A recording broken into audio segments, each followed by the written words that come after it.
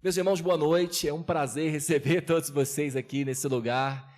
É uma honra receber cada família aqui representada. Esse é o nosso ADEVcast. Nós estamos começando o nosso primeiro episódio aqui na nossa Escola de Sabedoria, nesse ano que Deus escolheu para marcar a nossa vida, 2024.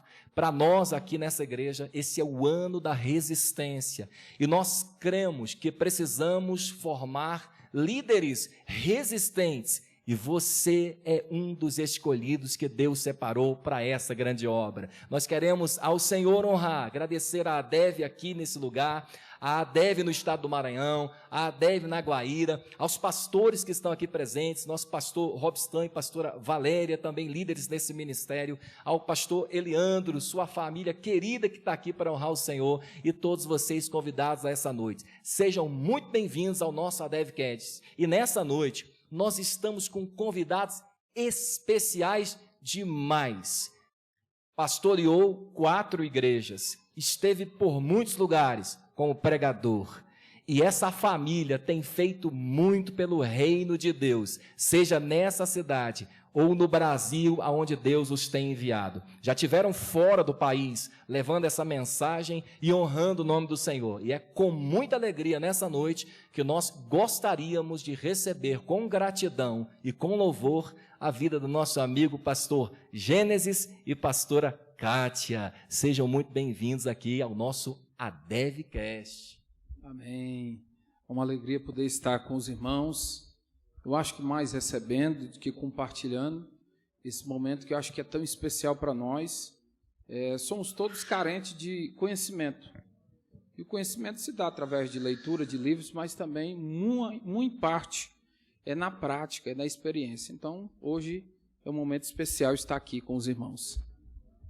Quero agradecer a oportunidade nessa noite de poder compartilhar um pouquinho da experiência que a gente viveu, né, decorrer da nossa vida até agora. E é isso, nós vamos somar, né, nessa noite com experiência, conhecimento, que vem dos céus, em nome de Jesus. Glória a Deus. Pastor Gênesis, pastor desde quando?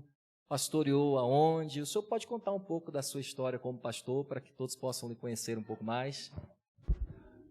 Minha história ela é um tanto longa aqui, hein? Mas nós tivemos um período aí breve no mundo, né? Afastado do Evangelho, mas nascemos dentro do berço evangélico. Então, foi acrescentado em nós, por ter vivido dentro da igreja, muita coisa. Então, aos meus 18 para 19 anos, eu fui auxiliar na igreja que nós tínhamos na Vila Guaíra, e eu fui auxiliar como músico, e de lá eu me tornei pastor, né? Estive à frente do trabalho naquele lugar. Então foi quase 2 anos naquele ambiente, e depois nós fomos para a igreja do Pacaembu. Ficamos ali também um período longo de 3 anos, 3 anos e 6 meses, eu acho. Após isso, saímos, fomos para a Vila União, ficamos um período de quase 8, 9 meses, retornamos para a igreja do Pacaembu e ficamos um período distante devido à faculdade, e aí fiquei à frente de um trabalho por poucos meses no Jardim Gá, e então, no período da pandemia, nós estivemos num culto, de novo na Vila Guaíra, e ali nós ficamos aí uma média de 2 anos, 2 anos e meio naquele lugar. Foi o último momentos para mim, momentos especiais, porque você vai conhecendo diversas pessoas locais, e aí eu estou falando de alguém que tem 19 anos e alguém que está chegando agora aos seus 40, né? Então, há muita coisa que se foi feito aí nesse período, acrescentado da minha pessoa, como também das pessoas que estiveram somando dentro da minha vida. Então, foi um período extraordinário. Glória a Deus. Pastora Kátia, e esse casal, assim, só para título de entendimento nosso, surgiu em que momento, como vocês se conheceram, como foi esse encontro inicial? Conta um pouco para a gente sobre isso. Ai, Jesus. Então, foi em 2005, quando eu me mudei para cá. E eu era, nossa, bem novinha. Só tinha cabelo, né? E foi assim, foi na igreja, claro. O Gênio já tinha aí um período como obreiro na casa do Senhor, né? Jovem ainda, solteiro, mas já era obreiro.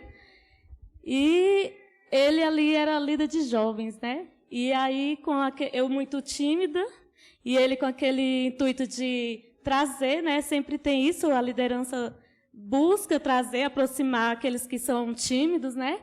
E envolver. E aí foi quando aconteceu. Ele então, ele não resistiu, né? A minha pessoa.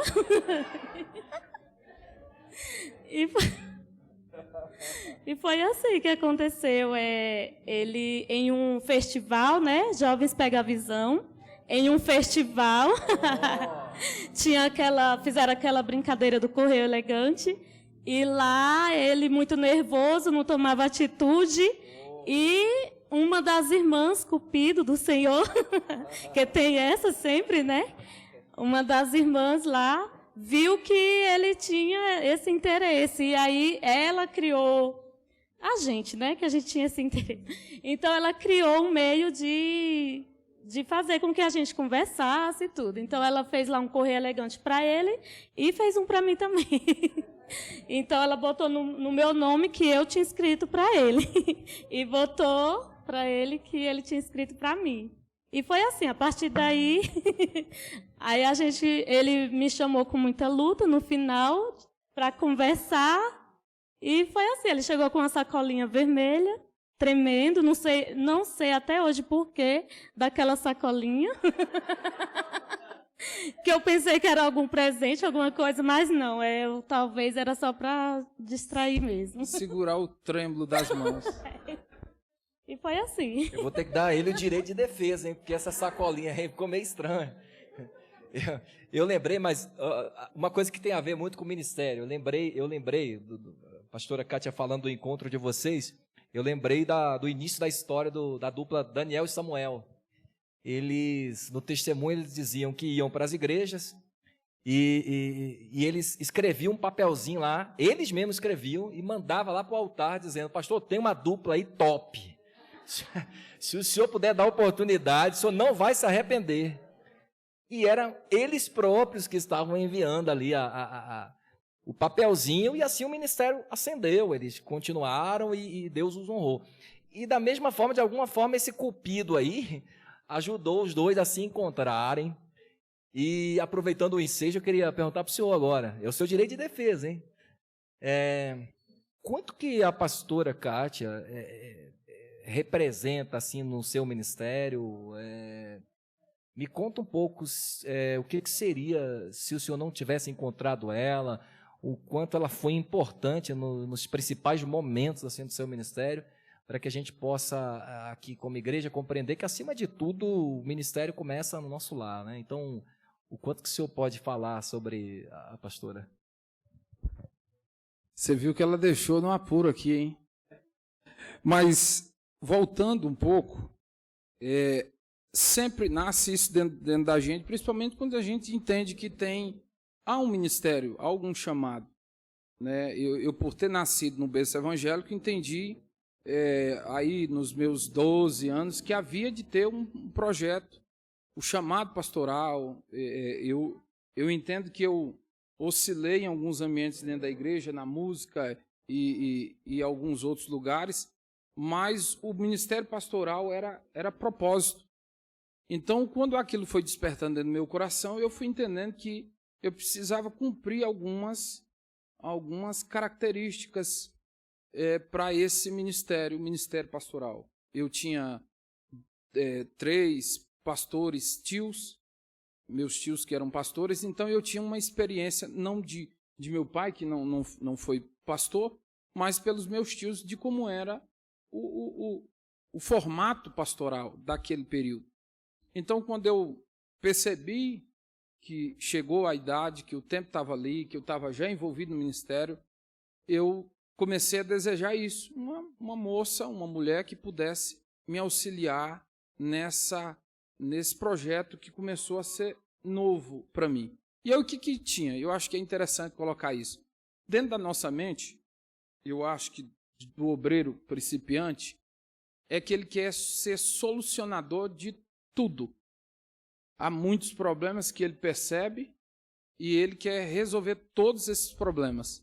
E aí é onde mora, eu acho que muitos dos problemas que vão acarretar no futuro.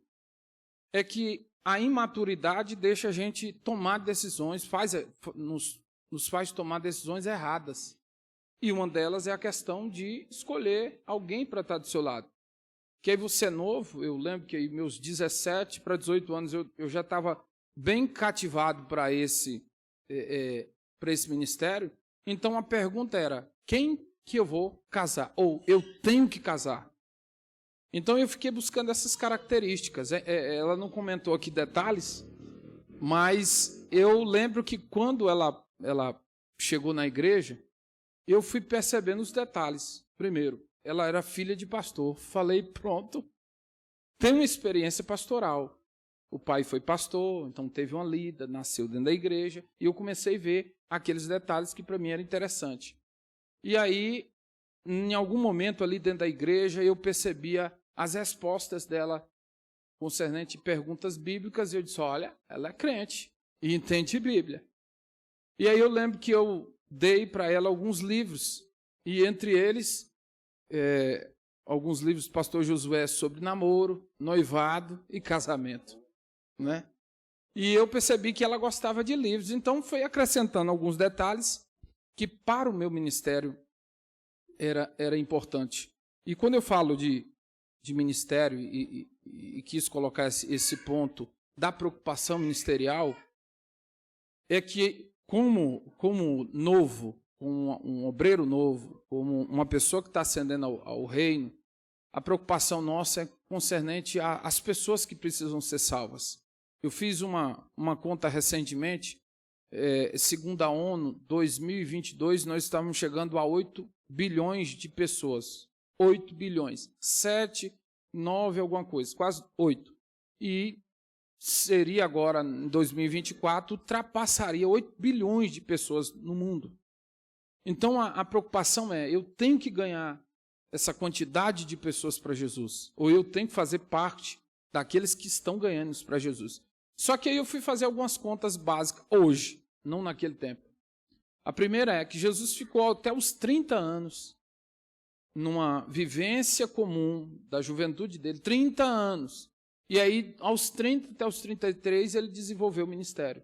E se você faz uma conta aí, então você entende que dentro de 3 anos e meio ele deixou 12 pessoas bem capacitadas, deixou 3 bem próximo, um pouco mais instruído, e 2 praticamente destacado, que foi Pedro e João. Então, olhando de uma média geral da vida, hoje eu entendo que o importante da nossa liderança não é quantas pessoas você vai ganhar, mas é quantas pessoas você está transformando. Você está inspirando elas a fazer o que você está fazendo. Hoje eu entendo aquilo que Jesus disse, olha, vinde a mim e eu vos farei pescadores de homens. Ou seja, o Senhor estava dizendo, eu quero que vocês façam o que eu estou fazendo. Eu quero que vocês sigam, gostem do que eu estou fazendo, desejem fazer o que estou fazendo.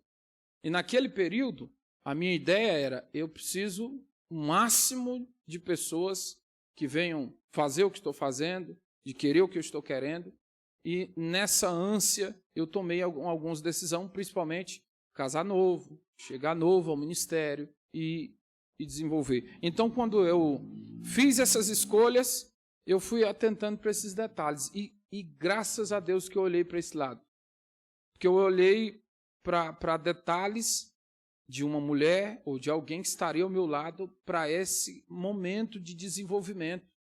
Eu sei que o ministério é complicado. Eu entendi isso pela experiência dos meus tios.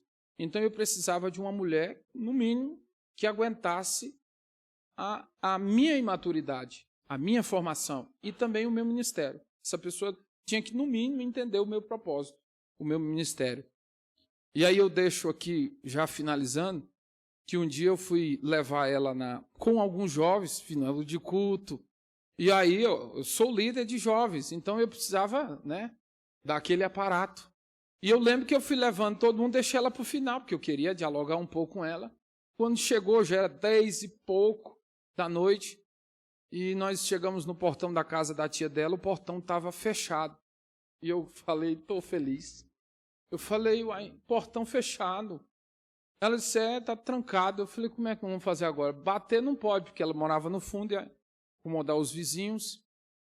Então eu já fiquei pensando, bom, né, dando opções, ficaremos aqui conversando um pouco mais. E aí quando eu olhei para a rua para ver se, né, como é que estava o ambiente da rua, quando eu voltei, ela já estava acabando de pular o muro para dentro do lote. Eu falei, Jesus, essa mulher, eu quero casar com ela. Essa é boa para obra, não, hein? Essa mulher de obra. Ela chapou os dois pés assim, naquelas grades e pulou do outro lado, senão já está resolvido. Jesus, perdi a noite, mas não perdi a mulher. E ele não deixou barato não, tá vendo? O troco que ele deu. Foi falar da sacolinha dele. Pastor, então, assim, que felicidade, né? Esse encontro de vocês e após esse encontro, ver tudo que Deus realizou através de vocês ao longo de todos esses anos. E pensando naquilo que o senhor falou sobre o ministério de vocês exerceram o ministério em alguns lugares, o que o senhor, assim, dentre tudo que o senhor viveu, que o senhor viu, qual foi o maior desafio que o senhor, assim, entende que o senhor enfrentou, assim, especialmente no início ali, quando o senhor estava iniciando aquele serviço de pastor? Qual foi o maior desafio ou os maiores que o senhor poderia citar a nós aqui?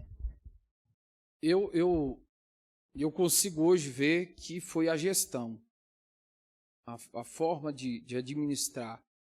Como eu bem disse, eu não fechei aqui da importância da Kátia, né, do meu Gonem, no sentido de gerar essa maturidade.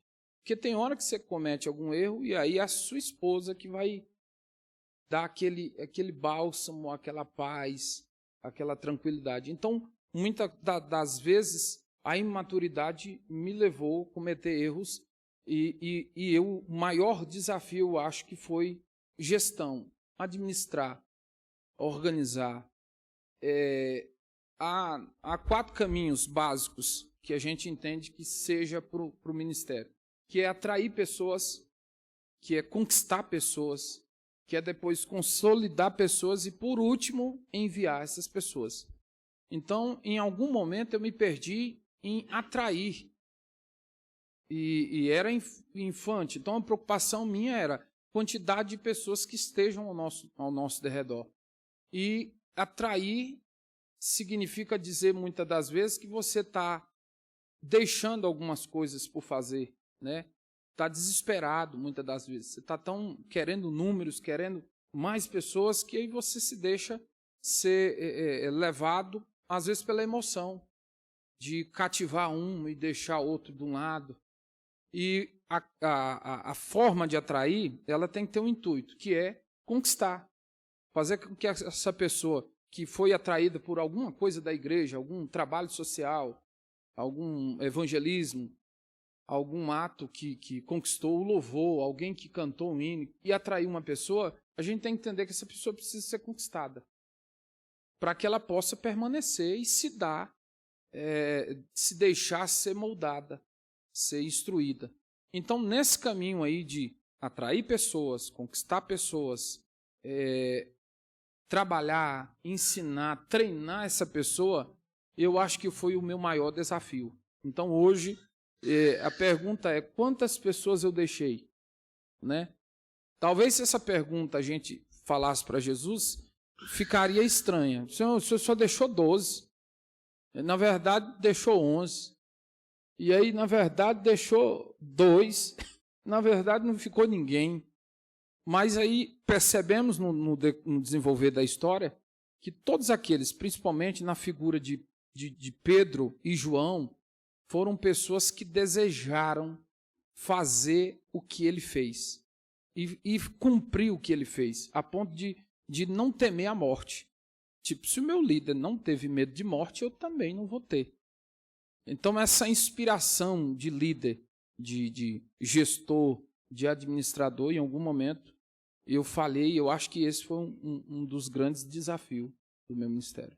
Uma coisa interessante, pastora Kátia, é que assim, no ministério a gente lida principalmente com mulheres na igreja. Assim, a igreja brasileira, ela é, em sua maioria, composta por mulheres. Evidente que nós temos muitos homens também, mas ela é composta principalmente por mulheres. E a minha experiência admite ter contemplado ao longo da minha vida alguns desafios que são particulares ao universo feminino e outros que são do universo masculino, dos homens. Então, assim, eu queria devolver a vocês algo dessa natureza. Assim, o que o senhor viu assim, como principais desafios ao homem cristão e a pastora Kátia, os principais desafios da mulher cristã, assim, o que vocês perceberam assim ao longo, que vocês viram que era assim algo recorrente, que entre os homens acontecia muito, entre as mulheres, talvez dificuldades emocionais, espirituais ou sentimentais, enfim, o que vocês têm a dizer acerca disso, assim? No caso das mulheres, quem é mulher sabe, né, que não é fácil a gente viver, ser esposa, ser mãe e ser uma serva, né, de Deus, estar ali presente todos os dias nos cultos, né, nas demandas que o culto tem, que você ter que lidar com, como o pastor Alex falou, com sentimentos seus e como uma líder de mulheres, também falando, além de você lidar com os seus, você ter que lidar com os sentimentos dos outros, né? Das outras mulheres, que cada uma na sua questão tem ali sentimentos que passam dificuldades no seu lar. Muitas vezes o esposo não é evangélico, então ela tem que lidar com essas situações e conciliar tudo isso é muito desafiador para essas mulheres. E a mulher que lidera essas mulheres também duplamente ela sente, né, esse peso, que também como mulher, como mãe, você vai ter que, de alguma forma, trazer uma palavra que você está precisando. Direcionar ela por um lugar, por uma atitude que muitas vezes falta em você até. Então, assim, muitas coisas é direcionada mesmo por Deus, assim, é Deus que vai te direcionando no falar, no seu modo de andar, em tudo, em toda maneira, é Deus mesmo que vai conduzindo nessa situação. E é isso, a gente sempre fala, vamos juntos orar, porque a gente sente que também a gente tem essa carência, né, em alguns momentos.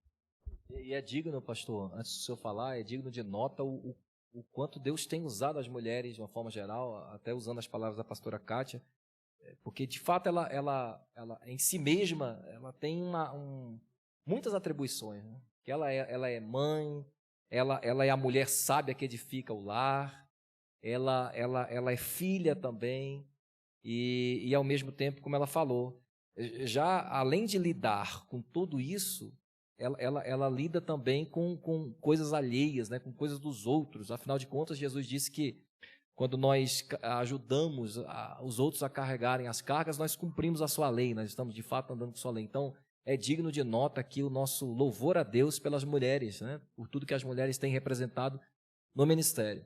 Agora, também é desafiador algumas coisas que nós vemos entre os homens. Eu acho que o senhor tem propriedade para falar sobre isso.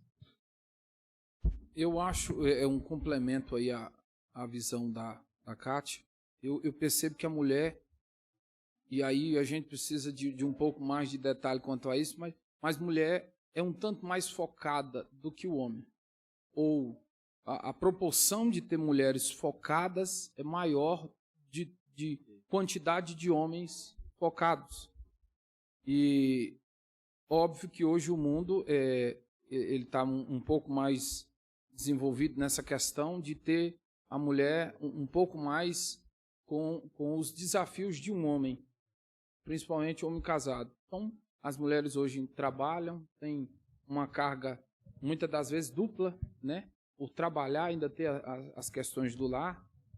Mas, em algum tempo ali, o homem ele tinha mais esse peso do trabalho, dos projetos, do sonho dele, da conquista da casa dele. Então, para a obra, você sentia uma falta de foco, disponibilidade. Eu costumo brincar numa frase que a igreja precisa de multiplicadores. Então, há uma expectativa nossa como líder, como pastor, que é de uma igreja que você não precisa fazer muita coisa. Sentar no banco, né, e os irmãos coordenarem tudo. Qual é o desejo? Que a gente vá se multiplicando. Assim como eu alcancei um ministério, eu amadureci para a ideia do ministério, a gente também está desejando que os outros tenham essa mesma percepção. Então, tem uma expectativa aqui de um homem que seja mais envolvido na obra, que ele gaste mais tempo, que ele goste de leitura, que ele goste das obrigações do ministério.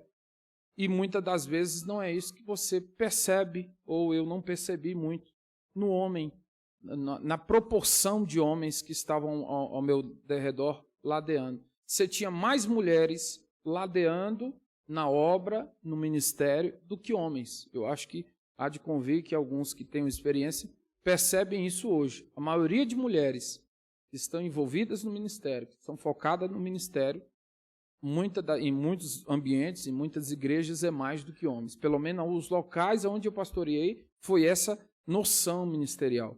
Que as mulheres sempre eram mais evidentes, mais envolvidas na obra. E aí eu não estou aqui desprezando a questão do homem que tem sua carga de trabalho. Mas há essa necessidade de você ter homens, de que os homens peguem o desejo por esse labor, por essa obra, por essas obrigações. Então, se você tem um homem com as suas mesmas características, com o seu mesmo desejo de fazer a obra, de executar a obra, e você sente que aquilo vai avançar mais. Então, eu cuido de uma função e tenho um homem cuidando daquilo. E a gente, então, percebe que, pelo menos na minha visão, o homem teve essa dificuldade para mim. Menos foco, menos envolvimento no ministério, que é diferente da mulher. Então, assim, o que eu vejo assim, é que a mulher talvez seja mais solista, né? Aquela mais... Tá sempre pronta para... Na maioria das vezes a gente vê isso, né? Para dizer, eis-me aqui. Né? Talvez falte isso. Nos homens um pouco mais, em muitos, né? Na verdade. Mas, dentre as características, e aí vamos tentar colocar aqui algumas. Dentre as características que vocês entendem pela palavra, pela experiência que vocês viveram, e a palavra é viva na experiência do homem e do pastor, da liderança, características essenciais que o senhor, que a pastora encontram, ou buscam num obreiro, porque a nossa visão é que Deus levante líderes nos lares, líderes em seu local de trabalho e líderes também no ministério. E pensando no ministério, que características são imprescindíveis na vida de um obreiro, de uma obreira na casa do Senhor, para ambos? Eu acho a submissão. Quando você, principalmente no ministério, a questão de você entender que tem um sacerdote. E aí você não leva uma visão humana. Que é diferente você pensar num líder, de um patrão, um chefe, alguém na sociedade que está acima de você em uma questão hierárquica, e você pensar isso dentro da fé. Não é uma mesma coisa de entender, aquele é o meu chefe, é o meu encarregado. Não, é um sacerdote que está sobre a sua vida. Então, como disse lá em Hebreus, esse cidadão ele vai dar conta de você espiritualmente. Então, voltando a esse lado, é complicada essa questão de uma pessoa se submeter a outra. Que em algum momento ali, pelo menos no meu pastoreio, eu tinha liderados que tinham seus 50 anos e eu tinha 22, 25 anos. Então, fica complicado para esse alguém querer se submeter. Eu vou ter que me submeter a esse pastor que tem 22 anos, que tem 20 anos, e, na verdade, é uma direção divina, é um chamado ministerial, é um propósito que está ali sendo colocado. E é um líder de líderes, é simplesmente alguém que está representando os céus.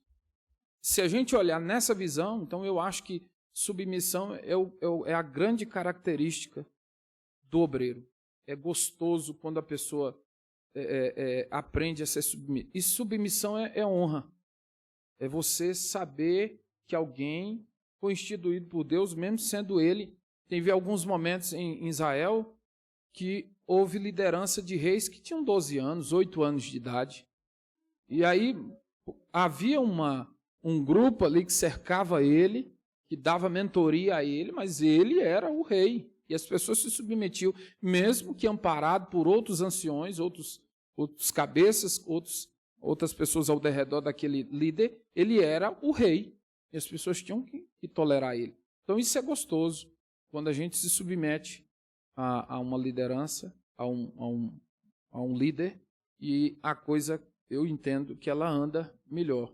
Se a gente não está disposto a se submeter a alguém, eu acho que fica difícil um dia você cobrar isso de outro. Também tem a questão de você entender, né, o seu chamado, seu ministério, e além disso você a gente deve, o bom obreiro, ele deve delegar tarefas, né, para outras pessoas, mas ele jamais pode passar a sua responsabilidade para outros, né? Em hipótese nenhuma, ele deve, né, passar essa responsabilidade, e além disso também procurar, dentro do seu chamado, né, ter realmente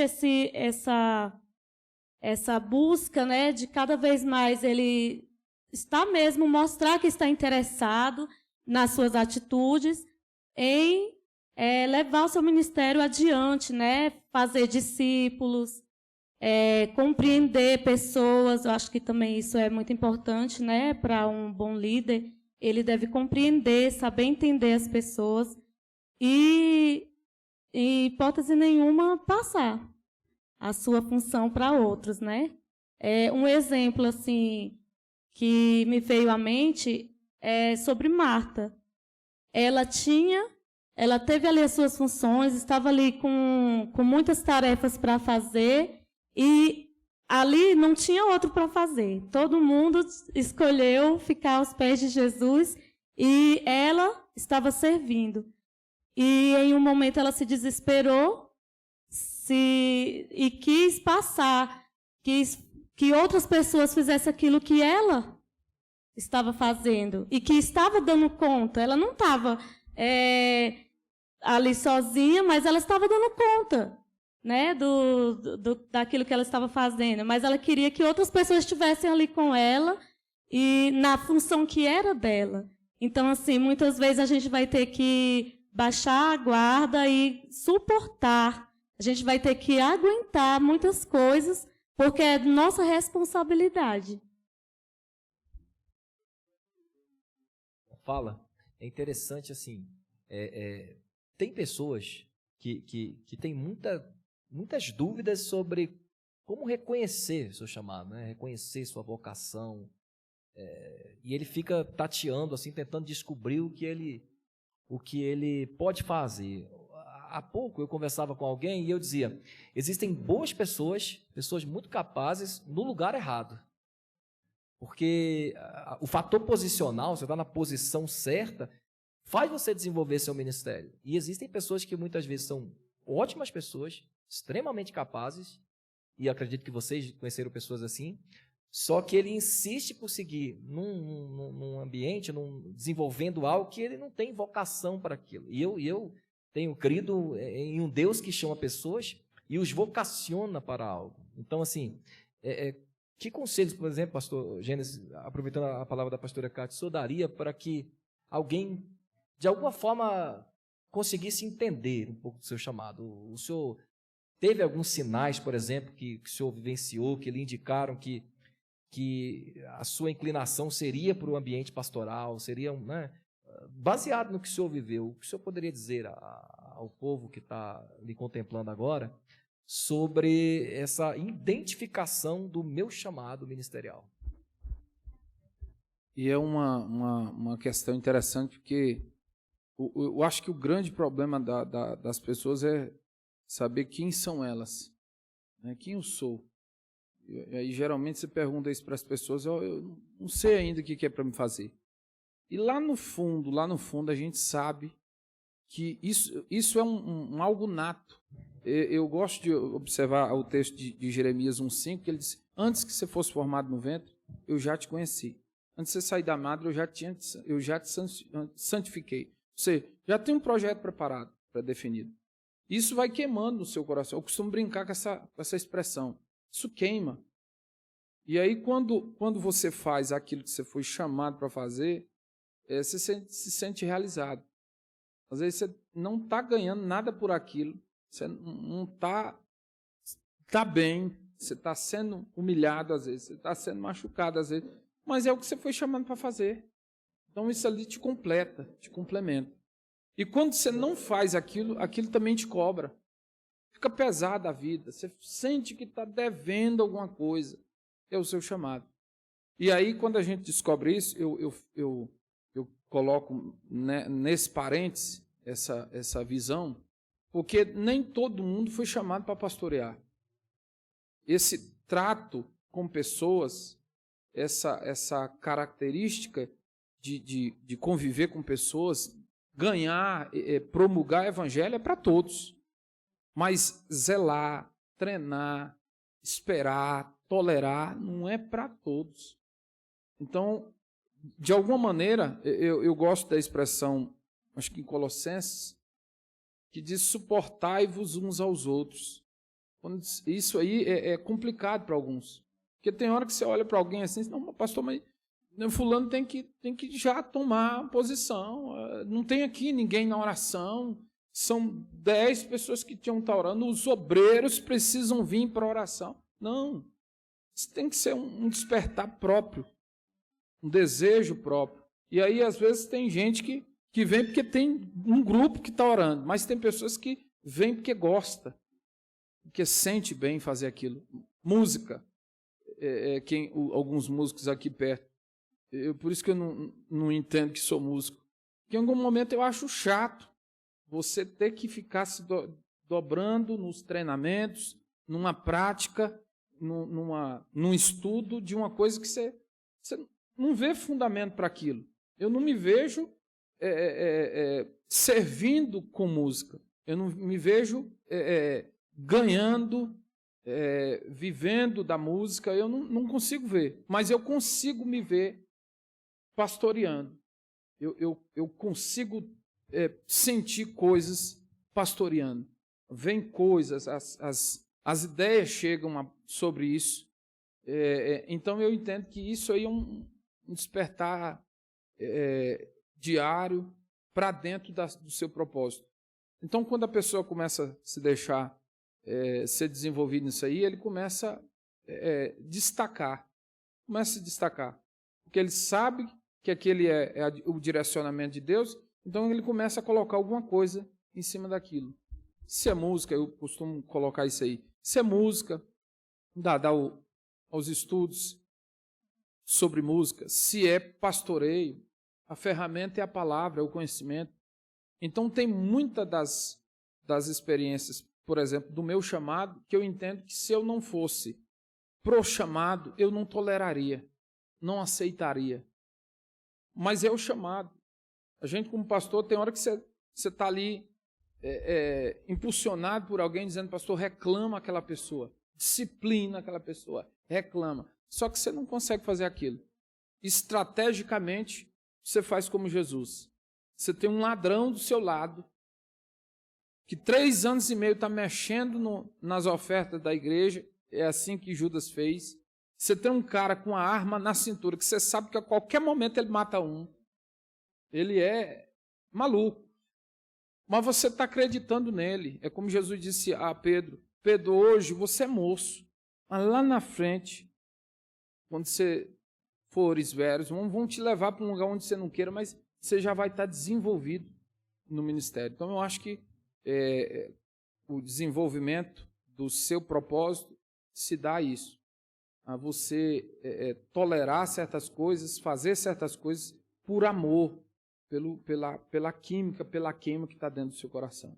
Agora, pastora Kátia, às vezes acontece o seguinte, a pessoa até identifica o seu ministério, ele até se acha nessa chama que arde, bem colocada pelo pastor Gênesis, que de fato quando você exerce aquilo que você foi chamado para realizar, seu coração queima por aquilo, você se sente bem fazendo aquilo, você funciona realizando aquilo, e às vezes a pessoa ele se identifica com algo, ele começa a realizar algo, só que ele cria uma expectativa gigante sobre aquilo.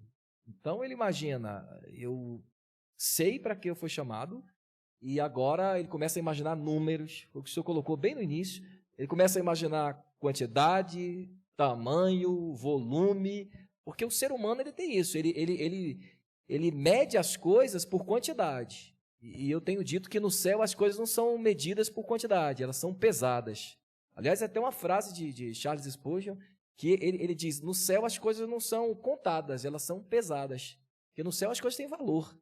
Ela não é por quantidade. Mas aqui na terra nós pensamos muito em número. Então a pessoa entende seu ministério e ele começa a pensar, vou chegar a tal lugar, vou ter tantas pessoas. E aí ele começa a se frustrar por perceber algumas vezes, pastora Cátia, que nem sempre as coisas são assim. Eu acredito que vocês também encontraram pessoas assim, que se identificaram com algo, ele é bom naquilo que ele faz, ele se acha naquilo que ele faz, só que ele criou expectativas maiores do que aquelas que Deus tem para ele. Eu entendo na parábola que a ideia do 30, 60 e 100 por 1 é que Deus levanta pessoas e dá a elas condições de exercer seu ministério, sua vocação, diante de variáveis diferentes. Então, o chamado que o senhor tem, o chamado que a pastora tem, que vocês, enquanto casal, têm, será diferente do chamado de outro casal.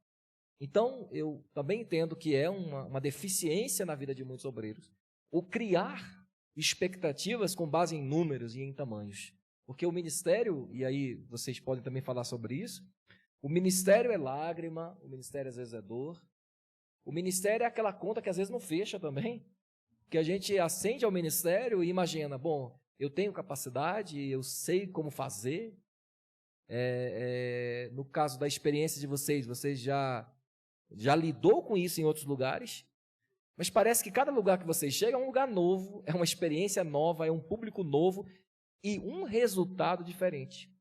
Resultado esse que nem sempre satisfaz as expectativas de alguém. E aí você pensa, eu vou chegar lá e eu vou alcançar todos os meus objetivos. E aí vocês podem falar depois, no meu ministério pessoal, eu também cheguei ao ministério com essas expectativas criadas. E quanto mais as minhas expectativas foram criadas, ou eram criadas, mais as coisas andavam na contramão das minhas expectativas. E aí eu me vi durante muitos anos tendo que remar contra essa correnteza, sabe? Tendo que ir contra as dificuldades. E assim como Abraão, às vezes crendo até contra a esperança. Sabe? Eu não tinha esperança, mas a minha fé estava viva. E eu tinha que acreditar que aquilo era a minha vocação. Só o que não estava acontecendo eram os resultados momentâneos que eu estava esperando. Então, o que vocês identificam assim, quando se fala do assunto? Assim, vocês consideram também isso um problema, essa perspectiva, essa expectativa que o homem cria? Porque isso pode frustrá-lo muito. Ele pode não chegar lá. E talvez seja por isso que alguns, dentre os nossos, que estão no nosso arraial, que nós conhecemos, se sintam hoje frustrados, porque ele não tem o resultado que um dia ele esperou. O senhor esperou isso como um pregador? O senhor é daquela época da maletinha ainda? O senhor é da época daquele relógio que o senhor tirava do bolso aqui e que nunca funcionou o ponteiro do suspensório? O senhor criava uma expectativa sobre aquilo. E era verdadeira, era honesto, era sincero, era justo o que o senhor pensava. O senhor queria ser um pregador. Eu tenho certeza absoluta que o senhor não pensou ali em cifras, em ganhos, o senhor pensava em fazer obra. E inocentemente o senhor pensou, Deus vai soprar meu nome. Essa do sopro aí o senhor ouviu também, né? E aí o senhor cria expectativa, e também o obreiro local da igreja, ele cria expectativa. O pastor cria expectativa, a minha igreja vai ser a maior da cidade, eu vou ter um número expressivo, gigantesco, e nem sempre é assim.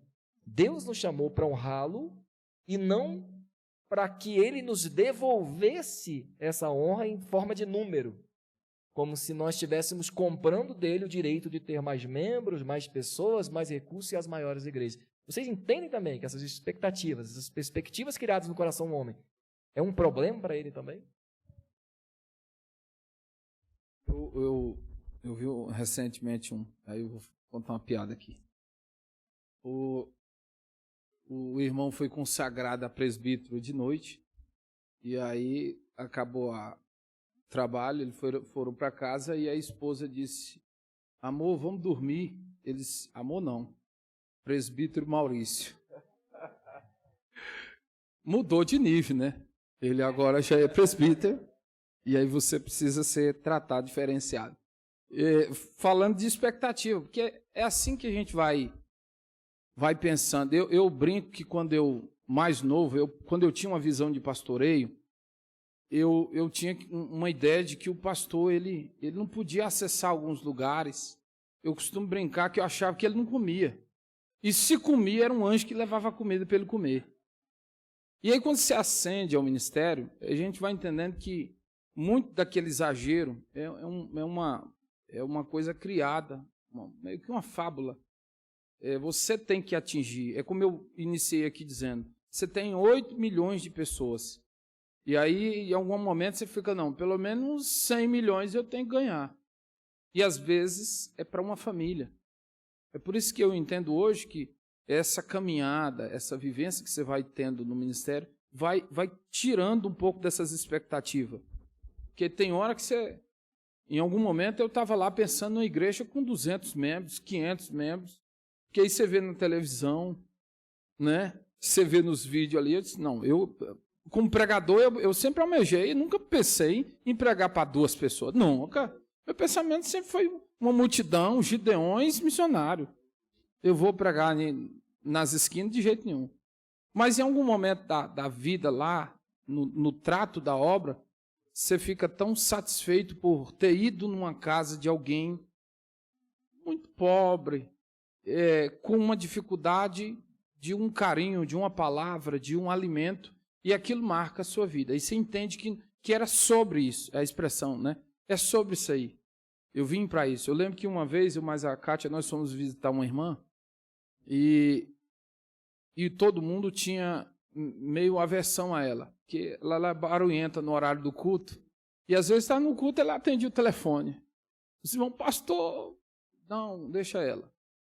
E aí nós fomos visitar ela, sempre alegre, brincando. Quando a gente chegou na casa dela, bateu uma dó muito grande, muita dificuldade ali. Eu sou curioso, e aí eu olhei a geladeira dela com uma corrente, um furo na porta, e uma corrente com um cadeado, travando na porta. E aí eu perguntei para ela, não vou citar aqui o nome, né? Se eu controlar, fala aqui. E aí eu lembro que eu perguntei, mas que situação é essa aí? Essa corrente nessa geladeira? Não, é porque os meninos aqui são abençoados, pastor, eles vão lá e pegam as coisas que estão aí dentro. E aí eu resolvi passar o cadeado, porque aí a chave está aqui. Ela colocava no sutiã dela. E aquilo me marcou. Aí ela disse, pastor, eu trouxe o senhor, eu queria tanto trazer o senhor, porque todo mundo está levando o senhor nas casas. E geralmente, a gente descobriu que o senhor gosta de paçoca,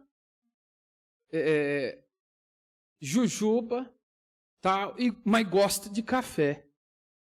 E eu falei, amém. Aí, como eu não tenho as outras coisas, eu tenho um café. Eu comprei um cafezinho, e você vê a dificuldade.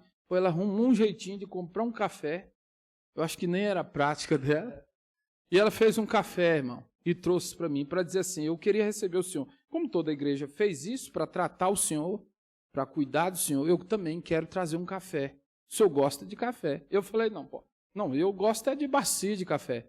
E ela levou a sério e trouxe o café num copo de alumínio, derretendo minha mão.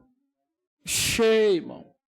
Quase 5 litros de café. E eu tomei um pouquinho, ruim, mas ruim. Parece que tinha um pouco de resto de madeira cortado, misturado ali dentro. Ruim, mas ruim mesmo. E aí eu tive que, o senhor está gostando, pastor? Eu não estou, eu tive que gostar. Né?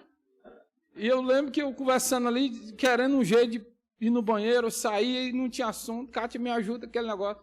Tomei o copo todinho. E tomei rápido, porque eu falei, não, tem que resolver logo esse problema. Tomei rápido. E eu lembro que no final, ela viu que eu tomei rápido, disse, pastor, vamos parar o assunto rapidinho. Deixa eu ir na cozinha buscar mais, porque eu vi que o senhor gostou. Muito rápido. Mas no meio dessa brincadeira, isso marcou demais aquela simplicidade. Se todo mundo pode fazer alguma coisa para agradar o seu pastor, eu quero também fazer. E eu lembro que aquela mulher, ela queria se relacionar lá mais à frente com o senhor, e ela já era casada, mas o marido sumiu, tal. E eu não preocupado com a questão, e eu, pastor, eu quero batizar. E eu quero casar, eu preciso casar para batizar. E eu não tenho como casar. Eu sei que eu me virei de todos os jeitos para tentar correr atrás do cidadão que era casado com ela, para tentar fazer a questão do divórcio para ela poder casar. E resumindo, não consegui. E aquilo me marcou por meses, enquanto eu corria, ligando na Bahia, nos cartórios, para alguém saber a notícia daquele ex-marido dela. Aquilo, por algum momento eu falei, olha o que eu estou fazendo. Eu estou deixando uma igreja de quase 70 crentes, eu estou esquecendo pregações, compromissos, locais que eu pensei grande, por ela. Por ela. E aí eu tenho que citar aqui, Mãe Esther. Por ela. Eu tenho que correr, eu preciso. E aí, quando eu não tive mais jeito, de choros na noite, eu disse, Senhor, eu não consigo casar minha Esther. Mas eu vou liberar ela. E eu fui meio que advogado com Deus ali, naquela oração. Então, não contando o que se deu para o final disso, eu entendi lá na frente que era sobre isso. Era uma pessoa, uma família, um jovem, um casal que estava para se separar, um jovem que estava pensando em tirar a vida, uma pessoa que já estava descrençada e você conseguiu motivar ela e ela se levantou. Então, por final, o segredo foi esse. Você entender que essa expectativa sua, ela precisa ser vencida pela expectativa dos céus. Você precisa entender o que Deus quer de você. Você quer muita coisa. Por isso que a palavra nos diz que a gente não sabe pedir o que convém. Mas quando a gente entende lá na frente, não, agora eu entendi. Então, por mais que para o homem a gente não tenha feito muita coisa, não prove nada para ninguém. Sinta-se bem em estar com Deus, em ter feito o que Deus te chamou para fazer. Eu compartilhei ontem, na verdade, uma experiência de ver os músicos tocando, domingo, na verdade, e revezando. Teve um pessoal que tocou primeiro, depois eu compartilhei. E aí eu me lembrei da época do violãozinho, faltando corda, e a gente procurando quem tocasse. Né? E não tinha, e eu várias vezes tentei ali ajudar, e eu tocava, minha esposa cantava, e assim, a minha expectativa naquela época era ter tudo isso que hoje nós temos. Pessoas, uma retaguarda, um grupo que estivesse ao seu lado, mas não era aquela realidade momentânea. E assim se arrastou por muitos anos. Eu, evidentemente, jamais reclamei daquilo, pelo contrário, eu entendi nas irmãs Esté da vida que aquela era a minha vocação, né?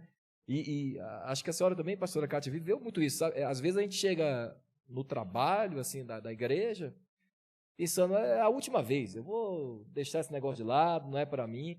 E aí você se deparava com alguém que, assim, de alguma forma dizia, olha, o quanto que você é importante para mim, o quanto que a senhora, pastora, tem me ajudado. Você até buscou, mas como? Porque eu estou precisando de ajuda. Às vezes a gente precisa de ajuda. E eu também cheguei na igreja muitas vezes pensando em dar meia volta.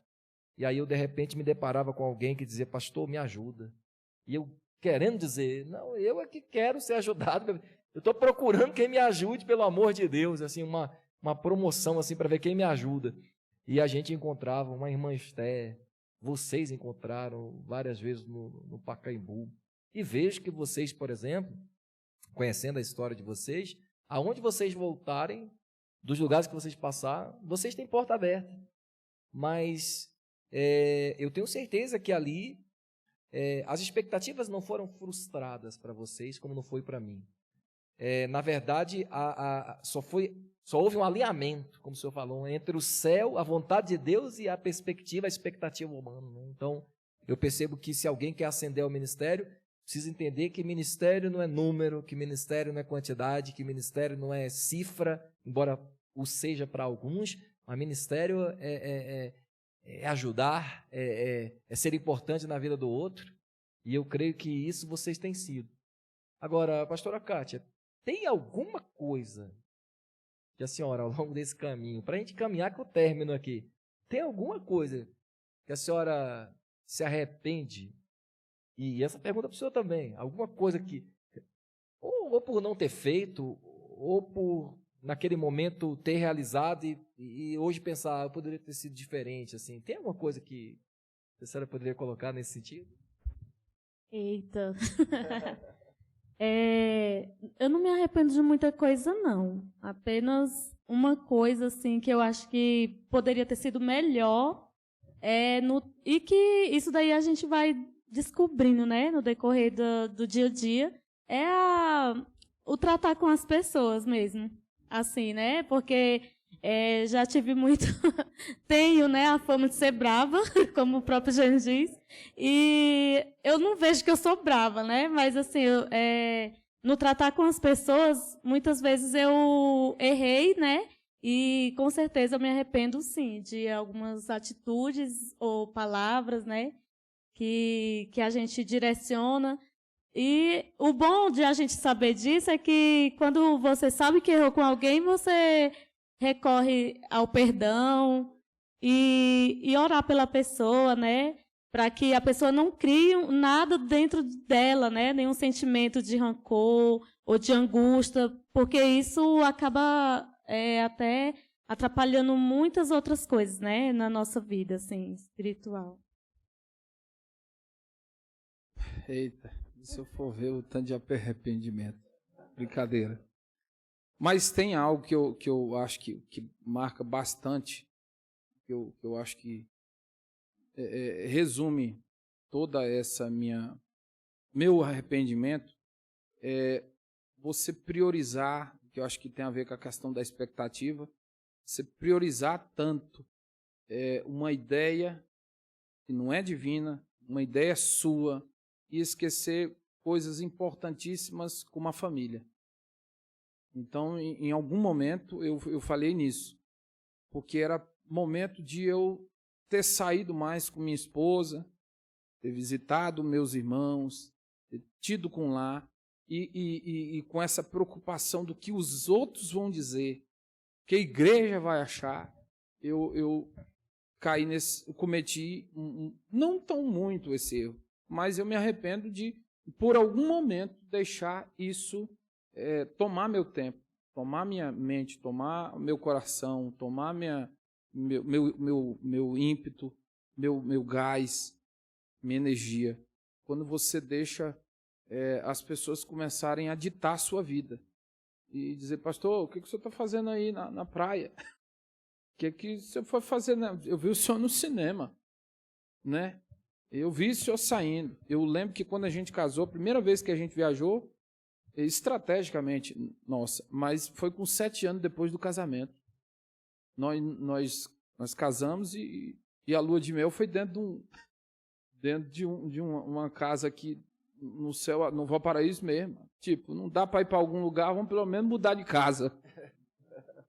E coisas que eu poderia ter vivido mais, curtido mais, a questão da família. Por que o senhor fala disso, pastor? Irmão, quando você está bem com você mesmo, quando você está realizado, quando você está satisfeito com o seu lar, com a sua vida, você investe mais em você. Eu quando acordei para isso, eu comecei a investir mais em coisas importantes que eu tinha. A mente. Eu tinha uma mente, tenho uma mente brilhante. Em algum momento eu deixava ela sufocada com agonias bobas, envolvido com coisa à toa. E eu podia estar ali, colocando mais conhecimento dentro da mente. E às vezes eu estava me perdendo em reclamar de coisas à toa da vida das pessoas. E eu lembro que uma vez eu fui chamado para pregar, e eu já pastoreava, e o pastor Fábio, ele, no meio daquele diálogo, resumindo aqui, ele falou assim, olha, quando o senhor for pregar, o senhor leve a esposa para o altar. Já fiquei quase escandalizado. E ele disse assim, que ela use saia ou calça, desde que não seja uma roupa sensual. Aquilo me curou.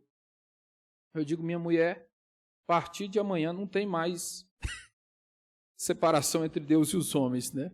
Não tem eu lá no altar, você lá embaixo. Você é minha companheira. Você que me tolera. Você que está nos momentos mais de problema. Teve vezes, e aqui é um testemunho final, teve vezes na Vila Guaíra que a gente saiu com algum problema. A igreja não é problemática. A igreja é a melhor ideia que o céu já teve, eu acho. A igreja é um projeto extraordinário. Eu não culpo as pessoas não são ruins. A imaturidade que é o grande problema. Maturidade das pessoas, imaturidade minha. Então, em algum momento, em algum atrito dentro da igreja, eu mais a Kátia, eu pegava na mão dela, ali no cabarro do culto, brigava no microfone, pagava sapo, mas meio mundo de crente. E aí, com aquela angústia daquele culto, eu subia com ela de mão dada e dizia, não fale nada comigo, para nós não brigar. Chegava em casa, calado, entrava na caixinha do nada, tomava um banho gelado, esperava ela terminar a comida, comia, e aí a gente ia continuando falando ali. Mas ela estava ali do lado. Esperava até esse momento de eu acabar. Meu filhinho, eu fiquei só olhando a sua situação. Se você tivesse vindo conversando, nós tínhamos soltado umas 5 piadas, você já estava rindo. Então eu fui vendo essa importância dela. No final é eu e ela. No final é eu, ela e, né, os casais, os pastores, precisam entender. No final é você, sua esposa e seus filhos. Mas filho de pastor, meu filho. Tem nome, Delcrânio, Delcrósio. Tá? Minha mulher, né, a pastora, não, a Kátia. Né, porque, sinceramente, é gostoso ser honrado, e eu acho bonito, pastor Gênesis, pastora Kátia, mas não muito, saiba o nome dela, Kátia. Entendeu? Precisa entender que isso se eles não entenderem, eu preciso entender. Eu, como pastor, preciso entender que ela é meu baluarte, é meu apoio. No último canto do ringue, eu vou estar com ela. Ou todo rebentado, ainda vai ter ela ali para acabar de passar o paninho para tirar o resto do sangue. Então é ela que vai estar ali dizendo, ó, nós vamos passar, desiste não, vamos para frente. Deus tem um projeto grande aqui. Olha o que você já fez. Sabe? Acordar, lembrar. Então, esse apoio, meio que um Espírito Santo para a gente, que ajuda, nos auxilia, é a esposa, é a família, é os filhos. Então, eu vejo, muitas das vezes, eu não tenho filho, mas eu não quero incorrer nesse erro quando os tiver. De meus filhos, em algum momento, dizer, pai, eu queria com o senhor jogar bola. E, meu filho, posso não? Eu vou ser disciplinado. Vou jogar, meu filho, na hora. Coisas básicas. Então, eu resumo dizendo isso. Eu sinto, me arrependo de algum momento ter rifado isso. Ter deixado isso de lado. Não ter colocado mais importância no meu lar. E por isso sofri alguns atritos. Hoje serve de experiência. Para me falar com os casais, para me tratar com as famílias. Mas foi uma área que eu fui danificado. E aí, dentro dessa área que eu fui danificado, eu tento transmitir. Então, às vezes, a gente está querendo, sim, passar bem para a convenção, passar bem para o ministério, para o presidente, E aí, às vezes, que você tem que passar legal é com a sua esposa. Vocês dois estão bem aqui, irmão, acabou. É top demais quando um casal está bem ajustado, está bem conectado, sabe? Que você vê paixão, que você vê amor, que você ainda vê carinho. Eu, em alguns momentos da minha vida, quando eu tenho algum problema de dúvida, de casamento, de família, eu procuro o pastor Josué. Ele era o maior exemplo. Eu ficava escandalizado com ele em algum momento, mas isso era tremendo. Às vezes eu chegava na igreja, ele estava beijando a irmã Simone na porta da igreja. Eu falei, pastor, dava algum trabalho ali, ele leva, pastora, vem aqui, amor. Pastor, o senhor está se rebaixando. E aí ele subia ela. A gente foi vendo, sabe? Meu olhar foi observando, quando eu casar, eu quero uma mulher assim. Ou, ao contrário, né? Quando eu casar, eu quero um homem assim. As moças vendo um marido cuidadoso. Então, se torna espelho. Eu achava que aquilo ia atrapalhar um momento aí na questão de passar alguma coisa para as pessoas. Não, esse é o lado certo. E hoje, todas essas igrejas que ele pastor, nenhuma acompanhou ele, mas a esposa está ali do lado. Graças a Deus até hoje. Então, quando a gente tem alguma dúvida, a gente sempre vai neles. E aí, por isso que eu disse que eu resumo nisso. Minha grande deficiência foi ter focado em algum momento mais as coisas do que a família. É no lar que tudo começa e no lar que tudo termina, né? É ali que as coisas acontecem. E assim, às vezes, ministerialmente, pastor, às vezes a gente precisa passar algumas coisas para perceber isso que o senhor falou. Às vezes até uma situação de saúde se lhe acomete para tu pensar, bom, eu tenho outra coisa também, eu preciso cuidar desse meu primeiro ministério, né? Eu preciso olhar por isso, olhar pela minha casa, olhar pelos meus. Até porque, como o senhor disse muito bem, se nós estamos bem em nós mesmos, aqui no nosso coração, nós temos condições de cuidar melhor das outras pessoas ali na ponta. Agora, se aqui dentro as coisas não se resolvem bem, dificilmente a gente terá força para cuidar de outras pessoas também. Então, de muitas coisas a gente poderia falar aqui hoje. Poderíamos falar de saudades, por exemplo. Eu sei que vocês sentem...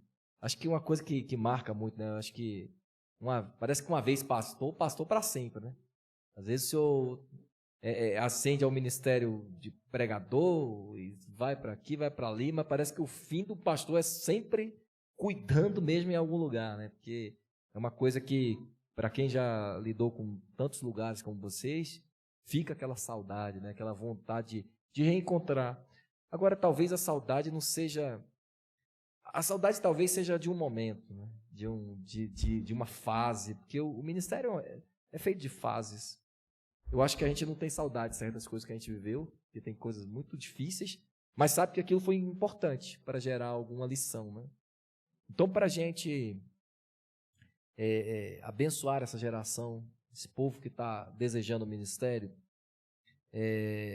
com tudo que vocês já sentiram, esse misto de saudade, de arrependimento, de alegria, de prazer, de tristeza, de coisas boas e ruins que a gente vive às vezes no ministério, que lições, assim, que palavra vocês dariam agora nesse momento, na nossa conclusão, para aqueles que desejam o ministério, jovens no ministério, talvez tenham uma idade avançada, mas são jovens para o ministério muitas vezes, nunca tiveram essa experiência. Que conselhos vocês dariam assim para finalizar, de algo que vocês... porque eu imagino que quem já passou por lá pode olhar para a próxima geração e dizer, olha, se você puder, não passa por aqui, vá por aqui.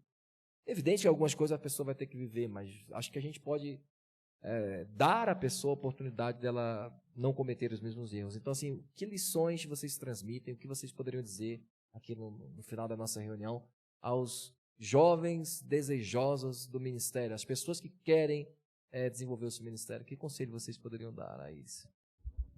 Eu começo respondendo essa pergunta dizendo assim, cola nas pessoas que vocês olham e diz assim, eu quero chegar pelo menos próximo ao que essa pessoa é em Cristo, e seja esperto, cola nela, né? Faça amizade, chega, e foi até uma situação engraçada que eu vi uma vez, a jovem, ela viu uma outra cantando, né?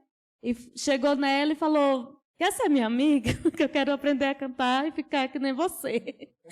E eu já ouvi isso também a respeito da bateria, né? Eu nem toco lá essas coisas só mesmo para quebrar um galho. E de jovem, assim, ali como jovem ainda, chegava umas e ficava ali no pé e ria. Aí ali você vê que é aquilo que a pessoa está querendo, está buscando, né? E é isso, eu acho que isso daí é um grande segredo, é você mesmo colar, mesmo que a pessoa fique, sente que está incomodando, né? Eu, particularmente, sou aquela pessoa que não gosta de incomodar. Se eu sentir que estou incomodando, eu já saio. Mas nesse caso aí não tem isso. Você tem que colar mesmo e ir trabalhando naquilo. Porque a palavra de Deus fala, né? Paulo falou, sede meus imitadores como eu sou de Cristo, né? E muitas vezes é isso, a gente vai ter que imitar mesmo aquilo que é bom, né? Aquilo que acrescenta, que vai edificar, a gente tem que imitar isso. E outra coisa também é você procurar fazer aquilo que você gosta, né? Na casa do Senhor. E tem uma frase de Mike Murdock, né? Ele fala mais ou menos assim, que o nosso chamado ele tem a ver com os problemas que a gente enxerga dentro da igreja, né? E muitas vezes é isso, você enxerga muito problema ali, sabe como resolver e você, de repente, pensa que não tem ninguém ali para cuidar da porta. Olha, as pessoas entram, né? Não traz uma cadeira, de repente é esse o lugar que Deus te chamou para estar, né? Então, é isso, é você ir identificando ali e se encaixando, tentando se encaixar, e a gente é chamado para isso, resolver problemas, né? E você começa o seu chamado assim, resolvendo os problemas que você identifica. Eu tenho essa ideia aí de que a gente precisa de multiplicadores. Então, um conselho que eu acho que eu deixo para aquele que deseja esse ministério, como diz Paulo, é um ministério extraordinário. Quando ele fala isso, é porque ele já estava bem entranhado. Quem deseja o episcopado, excelente obra deseja. Ele está dizendo, tem marca, tem dores, tem dificuldade, mas, gente, é um negócio extraordinário. O conselho é esse: deseje deixar um legado. Sabe, eu marquei a vida de alguém. Quando hoje eu sei que alguns das pessoas que eu liderei hoje são líderes, são pastores, são de alguma forma estão produzindo no Evangelho, não estão desviados, não estão desanimados, aquilo me alegra muito. Mas, Vera, você é esse alguém que a gente tanto lutou. Tem um dos nossos membros que hoje é pastor, e quando nós encontramos nós fomos na casa dele, ele nos distratou bastante lá. Eu mais a Kátia fomos no lar. Ele disse, não quero nem papo com o pastor. Pastor é tudo ladrão. Moço, mas eu queria conversar com o senhor e tal. E, resumindo, a gente entrou, brincou, conversamos ali, e a festa rolando, bebida, e o foco era ele. E a gente brincou, conversou com ele, ficou ali um momento, e aí saímos. Passou alguns dias, a gente ia atrás dele, ele apareceu na igreja. Ele disse, pastor, eu estou só preocupado com uma coisa, é gostar do senhor e já tirar o senhor daqui. Então, o senhor já está gostando. Eu brinquei com ele. Resumindo, eu tolerei em alguns momentos ele fumando dentro da igreja, com dificuldade, e passou-se alguns anos que a gente saiu de lá, ele foi levado ao ministério, e hoje ele pastoreia a igreja que a gente foi pastor. Então isso é extraordinário, saber que você se desgastou por alguém, que você lutou por alguém, que você aconselhou, que você tolerou, brigou, fez o que pôde, e aí você deixou um legado. Alguém que quis fazer o que você faz. Isso, eu acho que isso é uma das coisas mais interessantes do ministério, é as pessoas olharem e dizer assim, rapaz, eu queria ser igual o pastor Alex. Eu quero trabalhar como o pastor Robistan. Eu quero ser um líder como o fulano é. Sabe? Alguém olhar para você. Isso é Sede meus imitadores como eu sou de Cristo. Olhar para alguém e dizer assim, olha, esse alguém quis ser eu. Tem gente que diz, Deus me livre de eu ser o Wellington, né? Mas tem outros que dizem, eu queria ser igual esse cara é gente boa, esse cara é tremendo, esse homem tem uma palavra boa, eu quero pregar assim. Então, o conselho é esse, deixa um legado. Lute para você fazer o máximo para deixar um bom legado. E nisso você vai ter que sacrificar muito, vai ter que estudar muito, vai ter que se desgastar muito, mas você vai deixar algo que é eterno. Seu nome vai se esvair, mas o seu legado não, ele vai ficar para sempre. Uma frase que eu carrego comigo é que a gente precisa atribuir responsabilidade à nossa vocação. Você tem uma vocação, mas você precisa atribuir responsabilidade a ela. Você precisa lançar sobre a tua vocação um senso de comprometimento, de responsabilidade, porque é só assim que você conseguirá desenvolver o seu ministério. Pastor Gênesis, pastora Kátia, já estamos chegando ao fim. Eu queria que vocês fizessem as considerações finais de vocês. Da nossa parte, gratidão. Mas eu queria que vocês fizessem as considerações finais de vocês e deixassem uma palavra, aquilo que Deus colocar no coração de vocês. É isso, a palavra, o pastor resumiu, gratidão, né? Então, nós estamos realmente gratos por essa oportunidade. Eu sei que muita coisa ainda faltou, né, falar, mas isso é com o tempo, a gente vai... A gente com certeza terá outros momentos, né, assim, e é isso, a vida é isso. Vamos sempre estar trocando experiências. Eu acredito que aqui tem pessoas, né, com experiências até mais que a gente, né, e que tem muito a nos passar, e é assim, a gente vai aprendendo uns com os outros e vamos chegar àquilo que Deus ele determinou para cada um de nós. Então, muito obrigado, pastor Alex, e a toda a igreja, né, por essa oportunidade. Glória a Deus. Eu também quero agradecer. É uma oportunidade ímpar você poder contar algo. Eu não achava, há uns anos atrás, que em algum momento da vida eu teria algo para passar de Deus para alguém. Então, estar nesse momento aqui, para mim, é um momento muito especial. Como disse bem a Kátia, há muita coisa que você queria ter dito, mas é gostoso poder dizer algo que você viveu, né? Esse modelo de hoje não é o que Paulo viveu, né? E aí eu poderia narrar aqui algumas coisas que ele teve através das cartas, os erros, os acertos, não, mas agora é o meu, né? É a minha história, o meu tempo de vida, o período que eu pastoreei. Lá atrás, na nossa primeira congregação, ou quando eu era líder de jovens, ou quando eu voltei para Jesus, hora nenhuma eu pensei que poderia dizer algumas coisas como citar alguém que quase me fez chorar hoje, que foi irmã Esther. Então, você olhar para trás e dizer, poxa, eu tenho algo de mim, alguma coisa já aconteceu, eu já fiz, e obrigado por vocês nos ouvirem. Meus irmãos, nós estamos chegando ao fim do nosso ADEVcast. Foi um prazer receber vocês todos aqui, uma honra receber esse casal maravilhoso que muito acrescentou à nossa vida.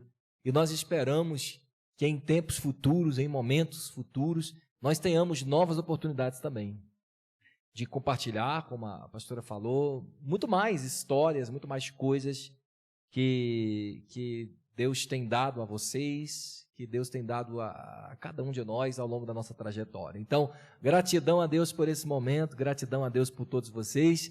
Esperamos que na próxima terça-feira estejamos aqui novamente, aprendendo com Deus, com as experiências todas que Deus tem trago a nós. E assim, a graça de Deus vai sendo ministrada sobre a igreja. Cresça na graça e no conhecimento de Jesus. Não abra mão, se agarre à oportunidade que Ele tem lhe dado, se identifique, deixa Deus lhe usar, grande a obra. Muito obrigado. Deus abençoe vocês. Glória.